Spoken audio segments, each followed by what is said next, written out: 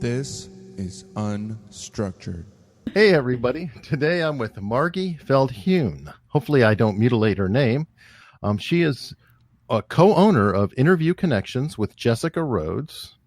And how are you doing today, Margy? I'm good. Thank you so much for having me on. Well, thanks for being here. It's really awesome to get a chance to talk to you. I've wanted to talk to a booker actually for a while. Would that be how you describe yourself, a booking agent? I'm not personally a booking agent, but we are a booking agency, and we have 8 full-time employees who are booking agents here. Now, what exactly is Interview Connections?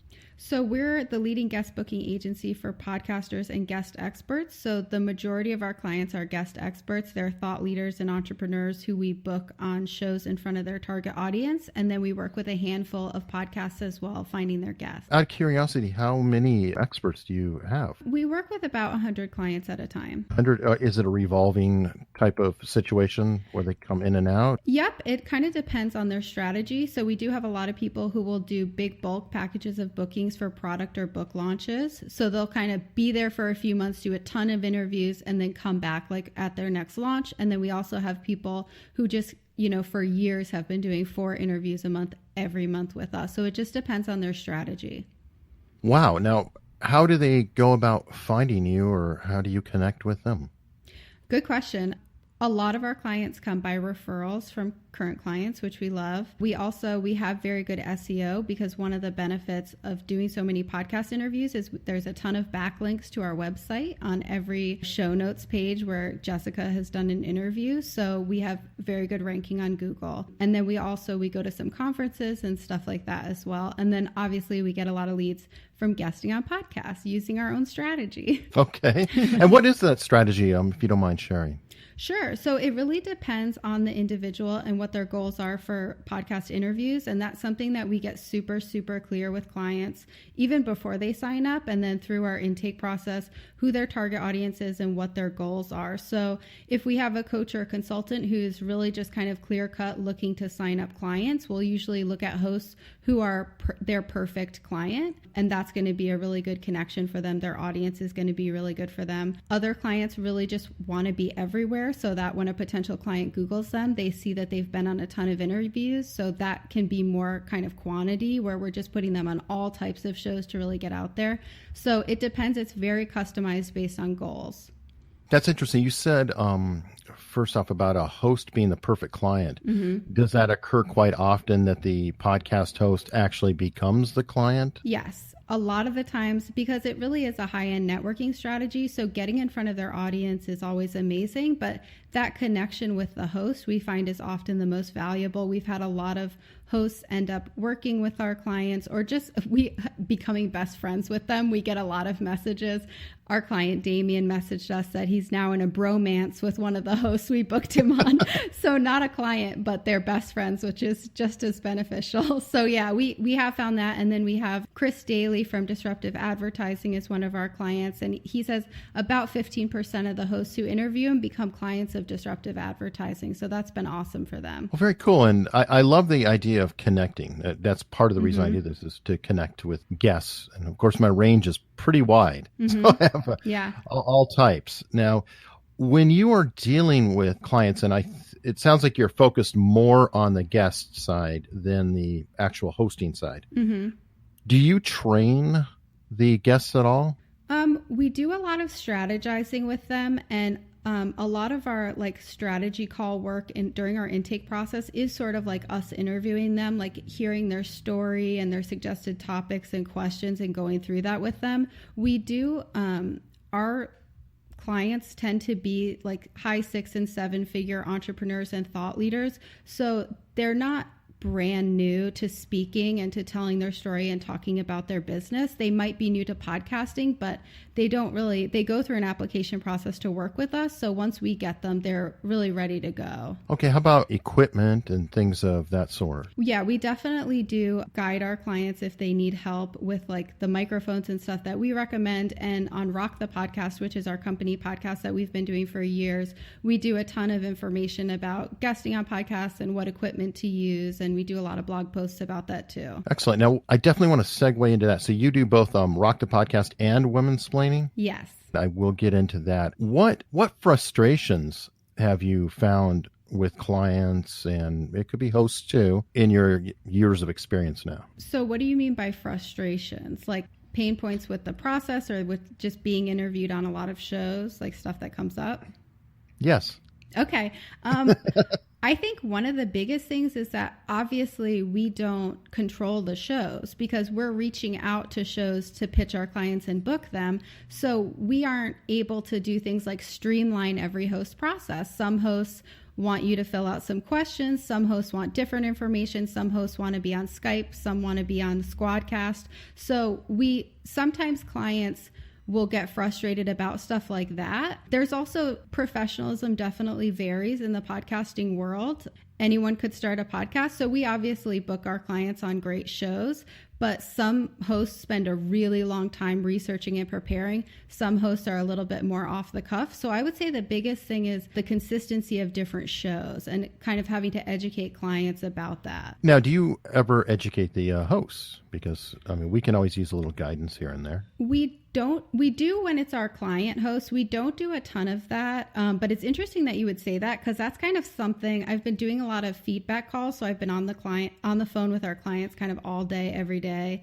And that has been something that came up that I thought it might be helpful if we even just did a little infographic of like tips based on the feedback we get from our clients on, what hosts can do, because I know you guys are super interested in streamlining the process and having it be a win-win too. Absolutely. And I'm guessing too, how do you select your shows? The same way I asked, how do you vet your clients? Mm-hmm. How do you determine that, we want to work with this show or not with this show? Because I'm assuming your clients pay you. Yes. Yep. So our guest expert clients pay us to get them guaranteed bookings. Our process is quite in depth. First, we do a lot of work with the client, getting super, super clear on what their content is, who their target audience is, and where that target audience is, so that we make sure that it's on shows that are going to be a good fit for them. They're talking to the right people, but they're also a good fit for the host. Their content is going to be interesting to them and to their audience.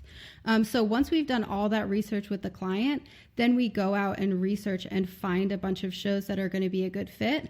And then before we pitch those shows, we go through all those shows with the client. So every booking is pre-approved. So every host we're reaching out to, the client has already said, yeah, I would love to be on this show. Okay, good. So you actually listen and vet the shows yourself. Yes. And also have the clients listen to the show. Yes. Yep. It goes through 2 stages of vetting to make sure that it's a perfect fit and the client is really excited to be on it, because if they don't feel like it's a good fit, we definitely don't want to pitch them. Good.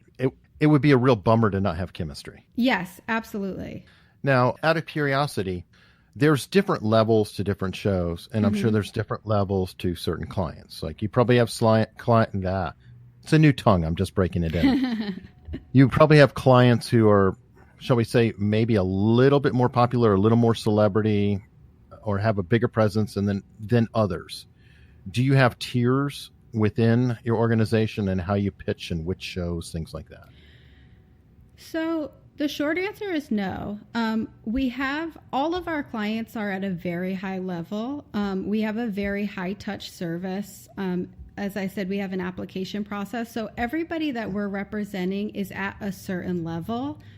So there aren't tiers. There definitely is variety. They're all very successful in their own right. Some of them might have more notoriety than others, maybe more front facing in their business. So someone could have, an 8-figure business, but they haven't really been the face of the company. So the business itself is very successful. They're very successful, but maybe there's not that name recognition for them yet. So we would need to build that out. Whereas someone who's a really successful, let's say coach or consultant, whose entire business is their personal brand, is going to have better name recognition. So we definitely do work with that. But I would say all of our clients are incredibly impressive. I just assume that there's a different level. Like not every podcast has the same amount of clout as every other podcast, just by default. Yeah, there's definitely clients who have more name recognition than others. But we do also turn away a fair number of clients who we feel like just aren't a great fit for our company to be representing, but are still great guests. Now, I've noticed, maybe it's one of those things that when you start looking, it's everywhere you see. Mm-hmm. But there's a lot of podcast booking agencies out there, and it seems to be a growing trend. Mm-hmm. Yes, we were the first one. We've been around over 5 years, so we've been in the marketplace for a long time. So we have watched a lot of booking agencies kind of like come up. It's cool to see. It's nice to see that it's such a growing market and that it's so in demand. Now, are you exclusive to podcasting, or you also do radio and blogs and things of that sort? We are exclusive to podcasting. We will like pitch to online radio shows if it's a good fit. And some of those are like live radio shows that also go online. But all the shows we're pitching get online at some point. With this being such a growing industry, if you will, mm-hmm. I'm going to guess that not every booking agency is on the same level. I mean, it's possible some may be not as strong or as good. Is there anything that people should watch out for? Yeah, I would watch out for, we have podcasts, we have 2 shows, so we get pitches, and sometimes we'll like, not to be mean, but sometimes we'll like share a pitch with our team that's really bad and be like this is what we're not doing. So what I would really look out for is like templated pitches. I would really be sure that the person representing you, whether it's an agency or a virtual assistant or someone like that, like making sure that they're sending a pitch that's personalized to each show. Because if they're just blasting out a generic pitch, hosts know that it's annoying. So that's what I would say. I would say make sure that your messaging and your branding and that pitch is really on point to represent you, because it reflects poorly on you if someone pitches you that way. What would you look for in an agency, if you will? Mm-hmm. A specific track record, previous guests that they've worked with, things like that, referrals? Yeah, well, I'm super biased, but sure. Yeah, I would definitely look at who they've worked with. I would look at how long they've been around. We also use only in-house employees. We do not use contractors to book. Originally, when the company founded, we did use contractors as bookers for the first few years. And at the beginning of 2017, we switched over to an entirely in-house employee model because we found that, with contractors, legally, you can't train them. You can't set their hours. They have to set their own hours. So in a service-based business that's so client-facing, it's very hard to guarantee a high-level service when you're using contractors. So I think looking at the way the team is structured is really important. We have, 8 full-time employees who are there, Monday through Friday, 9 to 5, available on the phone. They're not remote. So I think that's super helpful with quality. And it's not to say that everybody needs that, but that's something that I think has really helped us level up. And just the quality of the team, I think, is important. So it's enabled you to scale. I think less than that, because I think you can scale faster with contractors because your overhead is so much cheaper, but it's allowed us to, it's more about quality control. The type of high touch service that we decided was really important to us to deliver, and clients approving the bookings, making sure every show is a great fit, making sure we have an in-depth strategy before they're even pitched to make sure shows are like a really good fit and we understand their target market. That stuff, it was just very hard to keep it consistent without having employees. Now to pivot a little bit, because I want to hear both as a booker and you are also a podcaster. Mm-hmm. What are your thoughts on the industry? And I ask this because anytime I have somebody from the industry, I've had the Anchor CEO on, I've had Dave Jackson on, James Cridlin on, I like to corner them and say, where are we going with all this? Mm-hmm. Do you see some problems in podcasting right now that we need to overcome? I don't see any problems. I see a lot of possibility. I think there's going to be a lot of trial and error. It's definitely still growing, and I think it's very exciting. I've heard it described as kind of the Wild West because we are still figuring things out. And I think that's what makes it really fun and exciting, that we are still all kind of figuring out what the standards are. And I think it's very popular to start a podcast, and a lot of people start one and then kind of fade out. And I think that's okay too. I think it's great to see so many podcasts, and I think it's great to see so many booking agencies too. I think it's exciting to see new media blowing up like this, and to see so many diverse voices able to get out there without any barrier of having to like jump through hoops to get on traditional media? I'm going to push a little bit at it because I always like to bring up the Edison numbers from Podcast Movement of this year, because there's some concerning things in there. Are you familiar with those, or were you at Podcast Movement? I was not at Podcast Movement. I know Jessica has had another podcast, The Podcast Producers, where they interviewed someone from the Edison research and talked about those numbers. That was not this year, though. I think that was 1 or 2 years ago. So your numbers are probably more updated. Well, they're off the top of my head, so I'm half making them up as I go anyway. My memory sucks. But it's essentially, it's based on America. So I want to take out the international aspect of it and focus here. About 68% of people are familiar and know what a podcast is. That's great. Good deal. Mindshare. Problems, though. Of that 68%, maybe 40% have actually listened to a podcast in the last month. Of that, as you keep whittling down, only like 6 to 8% are actually regular podcast listeners. Now, I find those numbers troubling because you have such a wide variance of the knowledge of what it is and the people who are just not doing it. So what about that is troubling? That there's not more listeners? That there's familiarity and not listeners, yes. What I'm worried about is, as I have told Dave Jackson and others, that podcasting may have a reputation of being like Wayne's World, if you're familiar with the movie. Yes. No basic access cable for the radio, anybody can do it. Yeah. And as Dave pushed back, and he's correct, the good news is anybody can start a podcast. The bad news is anybody can start a podcast. And I worry a little bit about it, that there may be a negative reputation, as some of it is being exacerbated by celebrities who are being told by their publicist to start a podcast. They don't put the effort forth. Their shows aren't very good. People go listen to it and they go, oh, that really kind of sucked.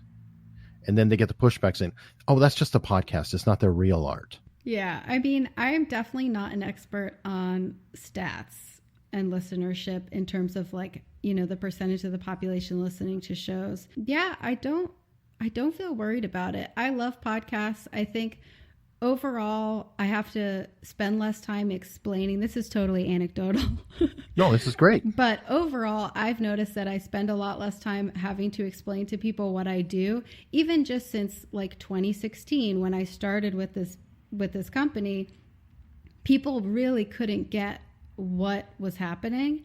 And now people are like, oh, great, podcasts. Yeah, I listen to this show. Good. So overall, I think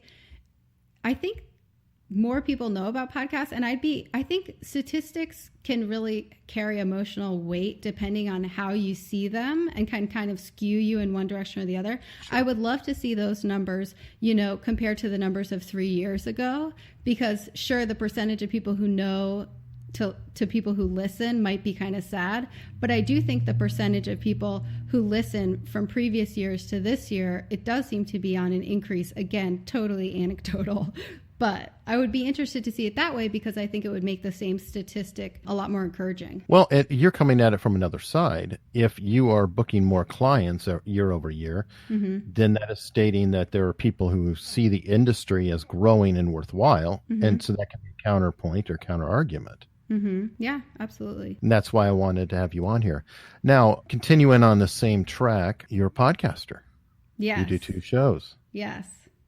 Now, is that a case of eating your own dog food, or or are you a fan and wanted to be a producer? What does eating your own dog food mean? I haven't heard that. I really like it. It's a term used in programming. When you create software or a product, you need to use your own product. Otherwise, how can you have other people do it? That's called eating your own dog food. So because you're selling a service, interviewing clients and things like that, and dealing with podcasting, by podcasting, you are actually living that experience. So. Sure. So with Rock the Podcast, that show has been around for like 4 years. Just started it. It used to be Roads to Success. So that was more like, I think, a little bit more eating your own dog food type of thing, but also to create content for clients and potential clients that was going to be relevant and helpful to them. And that's really still what it is. It's not it's not a show that we're trying to get like a huge audience for. It's really just like another way to create content that we can share. We answer frequently asked questions. And then Women-splaining is really just a passion project. It started out just for fun. We used to do it on Sundays, and now we do it during work hours and have it loosely under the umbrella of the business, but it's really not business related. It's just for like that creative outlet, which I think is one of the things that makes podcasting so great and so great for business owners, because it's so nice to be able to be creative when you're doing a lot of day-to-day and numbers and operations. To have that opportunity to just like do something fun and creative is so nice. Well, that's cool. And how did you come into podcasting? Were you a fan to begin with? Not really, no. I had listened to Serial just like everybody else, and I love true crime, which is why I listened to it. And then I started off as a contractor agent for Interview Connections, and really was not a big podcast listener until I became an agent. And then I was listening to a lot of shows, but they weren't like for fun. It was as research to book my clients. And then I didn't really get into listening to podcasts like just for enjoyment until like the past year or two, I would say. What changed? I found the podcasts that I actually like, and it took me a while to like, there were shows that I found interesting and helpful, but I didn't want to binge them. And then I realized that My Favorite Murder, like comedy crime shows, are what I love. And like I watch a lot of like Dateline and stuff, so it's really in line with the content I was consuming in other places. So when I found that, that's what really like lit me up to want to subscribe and like really keep up on their episodes and stuff like that. So I had to find the right show, I think. Now I listened to the first episode of Women-splaining, and it seemed like My Favorite Murder had a real connection with you. Like it. Yeah. Do you want to talk about that at all? Sure. I would love to. Yeah. That's the thing about podcasting that I've had a renewed respect for it since getting into My Favorite Murder, because I do just think, I mean, it's back to the anyone can start a podcast thing. I think there's an aspect of podcasting that is so much realer and more authentic than anything you see in other media. And being able to hear people who were so funny and so open and so honest about their own struggles with like day-to-day stuff, but also with, mental health, and just being able to hear people that I could really relate to when I had never felt growing up like I could relate to anyone like on TV or in movies or anything like that. It was such a breath of fresh air and such a strong feeling of not feeling alone, being able to hear people who you're like, yes, this is me. And to see millions of other fans who also relate to them so closely, to feel so connected with so many people, I think is incredible. What brought you into Interview Connections? Good question. I wanted to work from home in my pajamas. Okay. I had just moved to Colorado, and I had a background in sales and fundraising. Job market where I lived wasn't great. And I had found out about remote work, and I was like, this is great. I want to work remotely. I want to set my own hours. I don't want to drive in the snow anymore. And then I was connected with Jess because we worked together when we were like fresh out of college doing door-to-door fundraising for the environment, which is like great entrepreneur training, knocking on doors and asking for money. If you can do that, I think you can do anything. So we were connected via social media, and actually had gotten reconnected because when my dad died, she adopted his cat in 2015. And so that's how we started connecting. And because we were reconnected, Facebook was like showing me her posts because they knew we were like talking to each other. And she posted that she was hiring a remote booking agent. And I was like, perfect. Like, I can do this. And that's how it started. And then you just grew within the company and Yes. wound up. So I was working remotely as an agent, and then I started moving up that way and was kind of doing more overseeing other agents, but we were all remote contractors at that point. So technically, like, no one could be managed, but just kind of overseeing stuff. And then I ended up moving back to Rhode Island, which is where Jessica is and where the company is. And then I became a co-owner at the beginning of this year. Okay, excellent. Now, we have a hard out, so to wrap things up, what are you looking for in podcast hosts to work with as a company, and what are you looking for potential guests? Okay, great. So for podcast hosts, you mean hosts that we would pitch our clients to? Sure, yeah. Okay, so when we look at a show to evaluate, we want to make sure that the sound quality is good, that the host is professional. We want to see 40 or more episodes because we have found that if they're around 15 to 20 episodes, they still might fade out, and we definitely don't want like unaired interviews. So once that they pass those tests for sound quality, professionalism, they're established, we look at social media numbers, rating and reviews, making sure that the past topics they've done are in line with what our clients' topics are so that it's going to be relevant and good content. And then as far as what we like to work with in terms of hosts we're pitching, hosts who are friendly and who are reliable and who communicate with us, like if they don't want, if they reject a client we pitch, but they say, but we would like clients who are like this, that's super helpful because then we can tailor the clients we're pitching to them, help them find guests who are a great fit, and we know exactly what they're looking for. So when hosts are communicative, that's awesome. Cool. And the perfect client, or is that a much wider? So our perfect client is an entrepreneur with a high 6 or 7 figure business. We work with a lot of financial business owners, real estate investors, coaches and consultants, and agency owners, I would say are our biggest categories. Great. Now, where can people get a hold of you? We are at interviewconnections.com. And you can also fill out an application, interviewconnections.com/apply, and I'll email you. Oh, fantastic. Hey, thank you so much for coming on. Thank you so much, Eric. This is great. I did not grow up with very much money. Money's energy. Money is something that really scares me. You had about 60 grand in debt. Money isn't the answer. Somebody should just give me a lot of money. My dream was to be the WWE wrestler, but you realize that your dreams change over the years. Money is a tool. It's a key to a gate. And at the other side of the gate is the things that you really want to do with your life. It's the things that matter most to you. It's pursuing those values that make you ultimately happy. Listen to Inspired Money at inspiredmoney.fm.